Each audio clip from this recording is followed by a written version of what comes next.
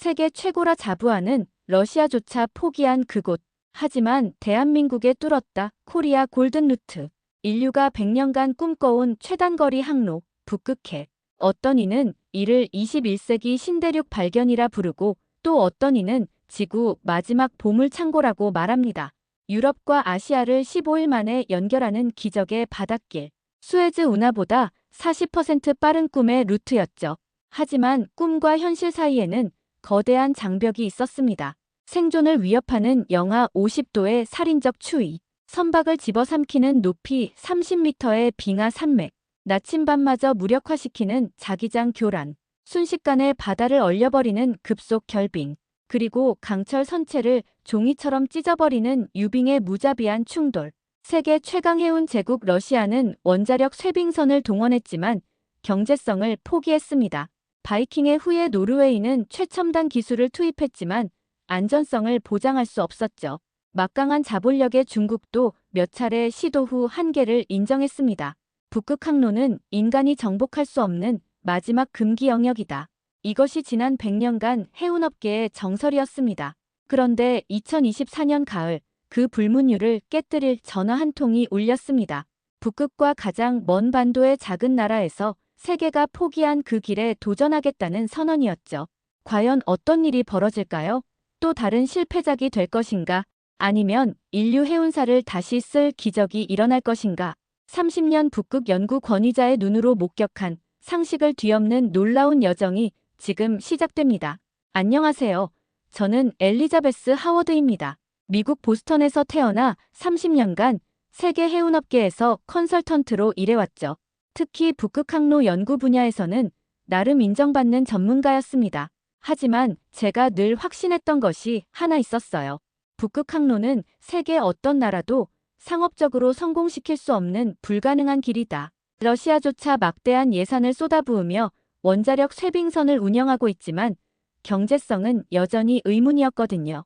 노르웨이는 북극권 국가임에도 불구하고 신중한 접근을 하고 있었고 중국도 몇 차례 시도했지만 제한적인 성과만 거두고 있었습니다.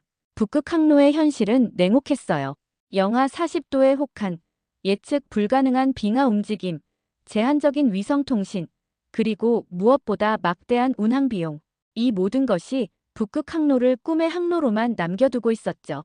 그런데 2024년 가을, 제 사무실에 예상치 못한 전화가 걸려왔습니다. 하워드 박사님, 한국해운공사에서 북극 항로 프로젝트의 기술 자문을 요청드리고 싶습니다. 처음엔 농담인 줄 알았어요.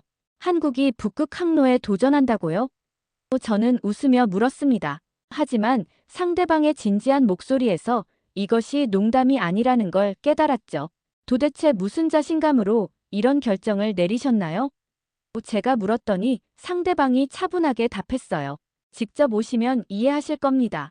우리는 준비가 되어 있습니다. 그 목소리에서 묘한 확신이 느껴졌어요. 호기심이 생겼습니다. 북극권 강국들도 포기하거나 신중하게 접근하는 항로를 한국이 도전한다니 무모해 보이면서도 동시에 궁금했죠. 그날 밤 저는 한국에 대해 다시 생각해봤습니다. 조선업 강국이라는 건 알고 있었어요. 대우조선해양이 러시아 야말 액화천 연가스 프로젝트용 쇄빙 액화천 연가스선을 성공적으로 건조한 것도 보았고요. 현대중공업과 삼성중공업의 기술력도 세계적으로 인정받고 있었죠. 하지만 선박을 만드는 것과 실제로 북극 항로를 운항하는 것은 전혀 다른 문제였습니다. 왜 나를 찾았을까? 이 질문이 계속 머릿속을 맴돌았어요. 북극 항로 전문가라고 하지만 저 역시 이론적 연구와 기존 데이터 분석이 주였거든요.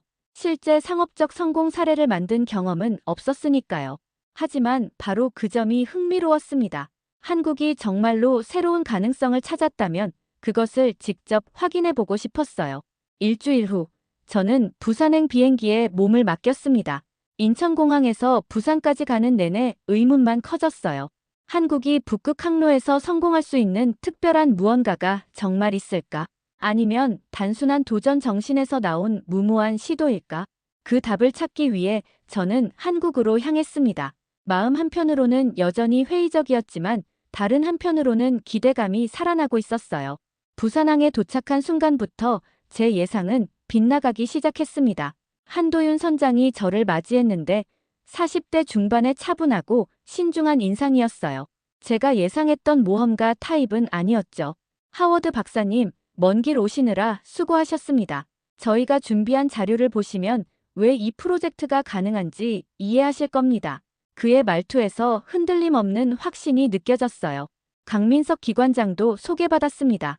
30년 넘게 기관실을 지켜온 베테랑이었는데 눈빛이 달랐어요. 단순히 경험만 풍부한 게 아니라 뭔가 특별한 준비가 되어 있다는 느낌이었거든요. 박사님, 북극 항로가 어려운 건 맞습니다. 하지만 불가능하지는 않아요. 기술과 준비만 충분하다면 말이죠. 강민석 기관장의 말에서도 같은 확신이 느껴졌습니다. 회의실에 들어서자마자 저는 완전히 놀랐어요. 벽면 가득한 북극 항로 지도와 데이터들이 체계적으로 정리되어 있었거든요. 수년간 축적된 위성 자료, 계절별 빙하 분석, 기상 패턴 연구 결과, 해류 데이터까지. 이 모든 게 마치 북극 항로 연구소 같았어요. 이 모든 걸 언제부터 준비하셨나요? 제가 감탄하며 물었더니 한도윤 선장이 담담하게 답했습니다. 2018년부터 시작했습니다. 북극 항로는 하루아침에 도전할 수 있는 곳이 아니거든요. 6년간 매일 데이터를 수집하고 분석했어요. 그때부터 제 생각이 바뀌기 시작했어요. 이들은 무모한 모험가가 아니라 철저히 준비된 전문가들이었습니다. 러시아의 북극 항로 개발 계획, 중국의 빙상 실크로드 전략, 노르웨이의 쇠빙선 기술까지 모든 정보를 파악하고 있었어요.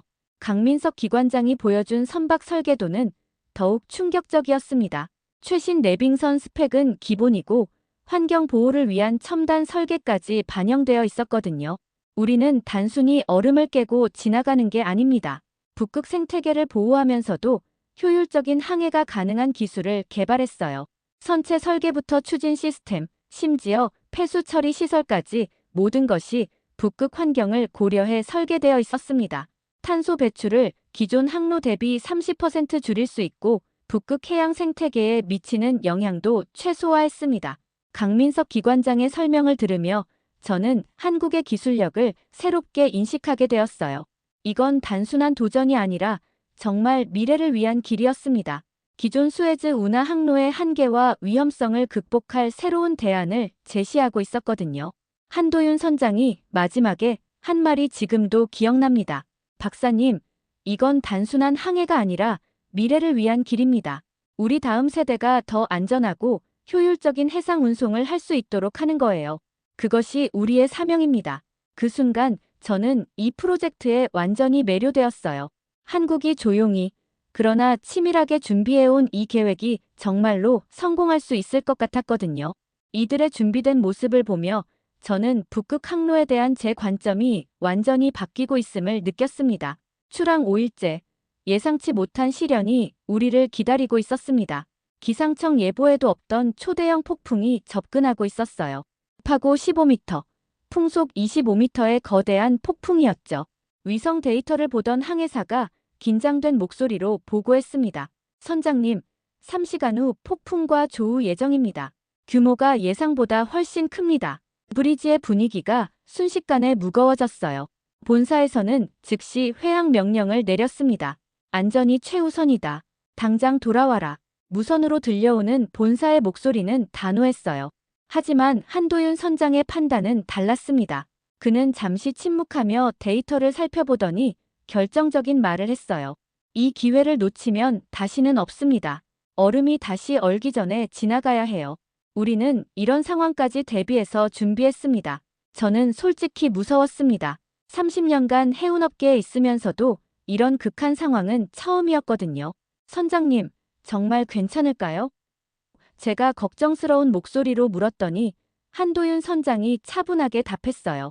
하워드 박사님, 우리가 6년간 준비한 이유가 바로 이런 순간을 위해서입니다. 강 기관장님, 엔진 상태는 어떻습니까? 인터콤을 통해 강민석 기관장의 목소리가 들려왔어요. 모든 시스템 정상입니다. 폭풍 정도로는 우리 엔진이 멈추지 않아요. 그의 목소리에서 30년 경험에서 나오는 자신감이 느껴졌죠. 하지만 정말 시험은 이제부터였습니다. 폭풍이 본격적으로 덮치기 시작했거든요. 선박이 마치 거대한 파도 위의 나뭇잎처럼 흔들렸어요. 파도가 선수를 덮칠 때마다 온 선박이 진동했습니다. 하지만 놀라운 건 선원들의 침착함이었어요. 각자 맡은 임무를 묵묵히 수행하고 있었거든요. 기관실에서 보고합니다.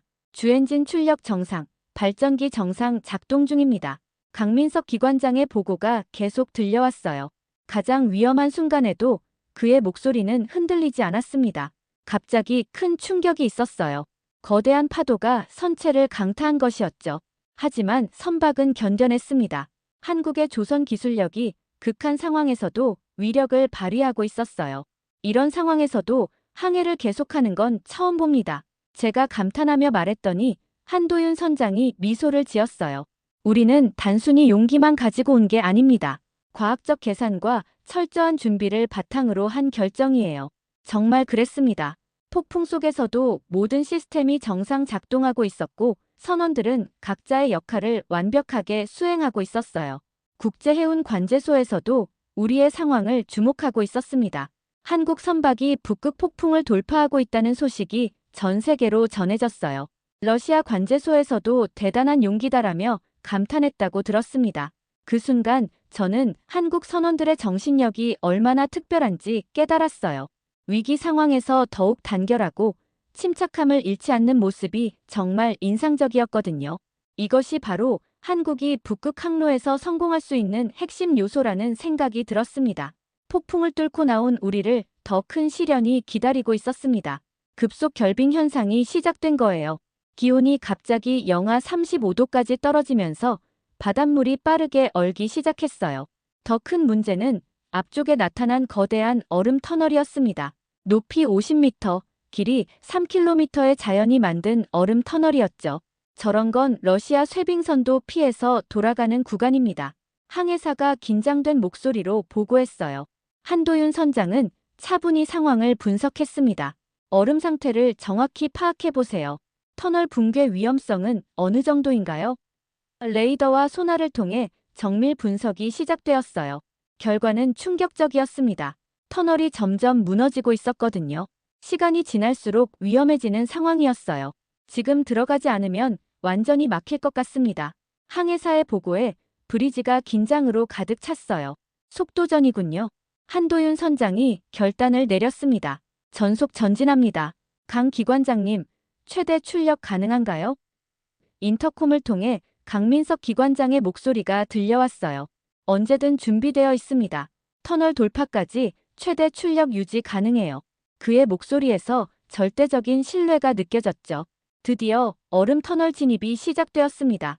터널 안은 마치 다른 세상 같았어요.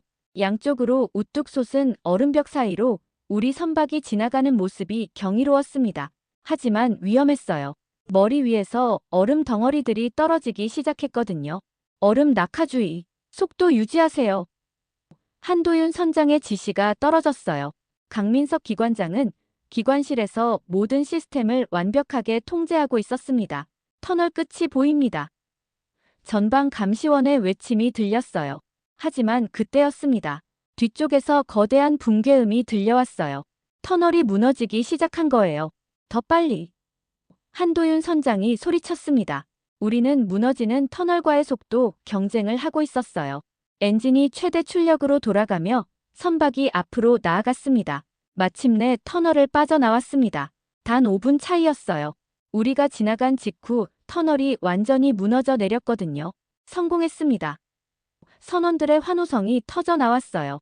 그 순간 저는 정말 기적을 목격했다는 생각이 들었습니다. 러시아 관제소에서도 믿을 수 없다며 놀라워했어요. 국제해운업계의 반응은 폭발적이었습니다. 한국 선박, 북극 얼음터널 돌파 성공이라는 헤드라인이 전 세계 언론을 장식했어요. 러시아 전문가들조차 우리도 시도하지 못했던 구간이라며 감탄했습니다.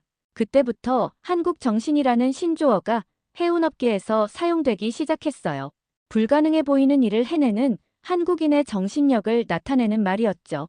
저는 그 순간 확신했습니다. 한국이 정말로 북극 항로의 새로운 역사를 쓰고 있다는 것을. 이건 단순한 항해가 아니라 인류 해운사에 남을 역사적인 순간이었어요. 한도윤 선장과 강민석 기관장, 그리고 모든 선원들의 협력이 만들어낸 기적이었습니다. 터널 돌파 성공 이후 우리 앞에는 더욱 험난한 구간이 기다리고 있었습니다. 높이 50m의 빙하 산맥이 바다를 가로막고 있었어요. 그 사이로 겨우 폭 30m의 좁은 수로만 보였습니다. 저기가 바로 그 유명한 구간이군요. 제가 지도를 보며 말했더니 한도윤 선장이 고개를 끄덕였어요. 러시아도 중국도 아무도 시도하지 않은 구간입니다. 하지만 우리는 다릅니다. 위성 데이터 분석 결과가 나왔어요. 수로의 깊이는 충분했지만 폭이 문제였습니다. 우리 선박이 지나가기에는 양쪽 여유가 겨우 5m씩 밖에 없었거든요.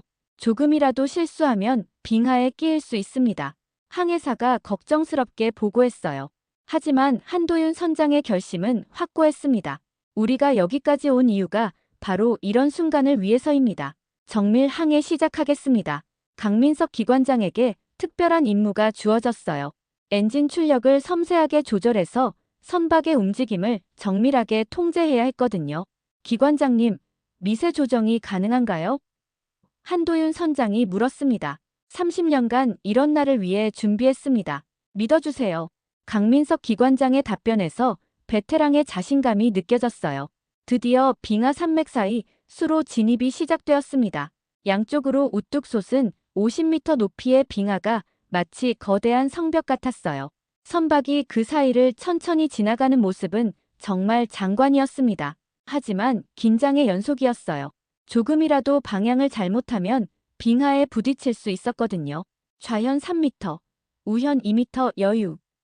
항해사들이 계속 거리를 측정하며 보고했어요. 한도윤 선장은 침착하게 방향을 조절했습니다. 그때 러시아 북극 관제소에서 무선이 들어왔어요. 한국 선박, 정말 그 구간을 지나가고 있는 건가요? 우리는 시도조차 못했는데. 러시아 관제관의 목소리에서 놀라움이 가득했어요. 가장 좁은 구간을 통과할 때였습니다. 양쪽 여유가 겨우 2m씩 밖에 없는 상황이었어요. 모든 선원들이 숨을 죽이고 있었습니다. 강민석 기관장의 정밀한 엔진 제어와 한도윤 선장의 완벽한 조선술이 조화를 이루고 있었어요. 거의 다 왔습니다. 전방 감시원의 보고에 모두가 안도했습니다. 마침내 빙하 산맥을 완전히 통과했어요. 넓은 바다가 다시 우리를 맞이했습니다. 그 순간 러시아 관제소에서 축하 메시지가 들려왔어요. 경이롭습니다. 우리도 시도조차 못했던 구간을 성공하다니. 국제해운업계의 반응은 더욱 폭발적이었습니다. 한국, 북극 불가능 구간 최초 개척이라는 헤드라인이 전 세계를 휩쓸었어요. 그날 저녁 저는 한도윤 선장과 강민석 기관장과 함께 이야기를 나눴습니다. 정말 대단했습니다. 어떻게 그런 자신감을 가질 수 있었나요? 제가 물었더니 한도윤 선장이 답했어요. 우리는 한국인입니다. 불가능해 보이는 일도 차근차근 준비하면 가능하다는 걸 역사로 증명해왔죠. 그 순간 저는 마음속에서 한국이 해낼 수 있다는 확신이 완전히 자리 잡았습니다. 이들은 정말로 북극 항로의 새로운 역사를 쓰고 있었어요. 빙하 산맥을 돌파한 우리에게 또 다른 위기가 찾아왔습니다. 예정되어 있던 러시아 세빙선의 지원이 지연된다는 연락이 온 거예요. 기계 고장으로 3일 늦어질 예정입니다. 러시아 측의 통보에 브리지가 긴장으로 가득 찬 것이 이때였습니다. 더 큰 문제는 뒤에서 밀려오는 빙하였어요. 강한 해류 때문에 거대한 빙하들이 우리 쪽으로 이동하고 있었거든요. 3일을 기다리면 빙하에 완전히 둘러싸일 수 있습니다. 항해사가 위성 영상을 보며 보고했어요. 상황은 점점 악화되고 있었습니다. 그때 설상가상으로 전력 시스템에 이상이 생겼어요. 혹한으로 인한 결빙 현상이 전력 계통에 영향을 준 것이었죠. 주 발전기 출력이 70%로 떨어졌습니다. 기관실에서 급보가 들어왔어요. 한도윤 선장은 중대한 결정을 내려야 했습니다. 세빙선을 기다리며 안전하게 진행할 것인가, 아니면 위험을 감수하고 전진할 것인가. 본사에서는 대기 명령을 내렸습니다. 통신사가 보고했어요. 하지만 한도윤 선장의 판단은 달랐습니다. 우리는 전진합니다. 이런 순간을 위해 준비해온 거니까요. 그의 결단에 모든 승무원들이 각오를 다졌어요. 강민석 기관장에게는 특별한 임무가 주어졌습니다. 혹한 속에서 결빙된 전력 계통을 복구해야 했거든요. 기관장님, 위험하지 않을까요? 제가 걱정스럽게 물었습니다. 30년간 기관실을 지켜온 경험이 헛되지 않을 겁니다. 강민석 기관장은 영하 30도의 추위 속에서도 결빙 장비 복구 작업에 나섰어요. 저도 가능한 한 작업을 도왔습니다. 몇 시간의 사투 끝에 전력이 복구되었습니다. 주 발전기 정상 작동 복구. 기관실에서 환호성이 터져 나왔어요. 하지만 진짜 기적은 그 다음에 일어났습니다. 갑자기 앞쪽 빙하가 갈라지기 시작한 거예요. 해류와 바람의 영향으로 자연스럽게 얼음수로가 열린 것이었죠. 믿을 수 없습니다. 완벽한 항로가 생겼어요. 항해사가 흥분하며 보고했습니다. 우리는 세빙선의 도움 없이 카라 해역을 돌파하기 시작했어요. 자연이 만들어준 얼음수로를 따라 항해하는 모습이 마치 기적 같았습니다. 국제해운업계에서는 이를 한국식 돌파라고 부르기 시작했어요. 한국인들이 만들어낸 돌파구라는 의미였죠. 러시아 북극 연구소에서도 놀라워했습니다. 세빙선 없이 카라 해역을 통과하다니 정말 전례 없는 일이다. 그들의 평가에 저 역시 자랑스러웠어요. 한국의 기술력과 선원들의 정신력이 만들어낸 성과였거든요. 그날 밤 강민석 기관장이 제게 말했어요. 박사님, 우리가 준비한 매뉴얼과 위기 대응 시스템이 진짜 위력을 발휘하는 걸 보셨죠? 정말 그랬습니다. 철저한 준비와 불굴의 의지가 불가능을 가능으로 만들고 있었어요. 드디어 마지막 관문인 베링 해협이 눈앞에 나타났습니다. 하지만 쉽지 않았어요. 짙은 해무가 시야를 완전히 가리고 있었거든요. 가시거리가 50m도 채 안 되는 상황이었습니다. 더욱이 해협 입구에는 거대한 얼음벽이 가로막고 있었어요. 이게 마지막 시험이군요. 한도윤 선장이 침착하게 말했습니다. 레이더와 위성 위치 확인 시스템을 총동원해서 정확한 위치를 파악해야 했어요. 해무로 인해 육안 확인이 불가능합니다. 항해사가 보고했습니다. 하지만 우리에게는 6년간 준비한 정밀한 항해 시스템이 있었어요. 위성 데이터와 해저 지형 정보를 종합해서 최적의 항로를 찾아냈습니다. 얼음벽 틈새로 수로가 보입니다. 레이더 분석 결과 좁은 통로가 발견되었어요. 폭이 겨우 100m 정도였지만 충분히 통과 가능한 크기였습니다. 강민석 기관장이 엔진을 최적 상태로 조정했어요. 모든 시스템 정상, 언제든 전속 전진 가능합니다. 그의 목소리에서 마지막 승부에 대한 각오가 느껴졌죠. 해무가 조금씩 걷히기 시작했습니다. 그리고 기적 같은 일이 일어났어요. 갑자기 시야가 완전히 확보된 거예요. 앞쪽으로 완벽한 수로가 우리를 기다리고 있었습니다. 지금입니다. 한도윤 선장이 결정적인 명령을 내렸어요. 전속 전진. 우리는 베링 해협이 80km 구간을 단숨에 돌파하기 시작했습니다. 선박이 최고 속력으로 항해하는 모습은 정말 장관이었어요. 양쪽으로 펼쳐진 얼음 풍경 사이로 우리가 지나가는 것이 마치 영화의 한 장면 같았습니다. 거의 다 왔습니다. 베링 해협 통과 완료까지 1시간. 항해사의 보고에 모든 승무원들이 환호했어요. 마침내 베링 해협을 완전히 통과했습니다. 북극 항로 완주를 달성한 거예요. 그 순간 국제해운업계에서 한국 황금 항로라는 명칭이 공식적으로 사용되기 시작했어요. 한국이 개척한 황금 항로라는 의미였죠. 러시아, 중국, 노르웨이 등 북극권 국가들도 우리의 성공을 축하해 주었습니다.